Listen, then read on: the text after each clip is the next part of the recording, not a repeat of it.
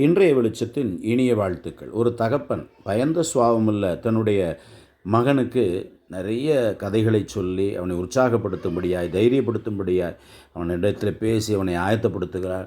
ஒரு நாள் அவனை ஒரு காட்டிற்கு அழைத்துச் செல்கிறார். அங்கே போய் இந்த ஒரு நாள் முழுவதும், இரவு முழுவதும் நீ இங்கே இருக்க வேண்டும், நீ கவலைப்படாதே, நீ தைரியசாலி என்று சொல்லி அவனை உற்சாகப்படுத்தி, அவன் அந்த இரவிலே தங்குகிறதற்கு ஒரு மரத்தின் மேலே ஒரு தங்குமிடத்தை ஆயத்தப்படுத்தி அவனை அங்கே அமர வைத்து விட்டு அவன் கடந்து போகிறான். அந்த இரவிலே அவன் ஆரம்பத்தில் சந்தோஷமாக இருந்தாலும் கூட இரவாக இரவாக அவனுக்குள்ளாக பயம் கப்புகிறது. இருள் கூட கூட அவனுக்குள்ளாக பயம் வருகிறது. அப்பா எங்கே இருக்கிறீர்கள் என்று சொல்லி அவன் கத்த ஆரம்பிக்கிறான். ஆனாலும் கூட சத்தம் இல்லை. இறுதியிலே விடிந்ததும் அந்த தகப்பன் அவனை வந்து கூட்டி கொண்டு போகலான். நான் கௌரவம் முழுதும் கத்திக்கொண்டது, எங்கே இருந்தீர்கள் என்று சொன்னான்.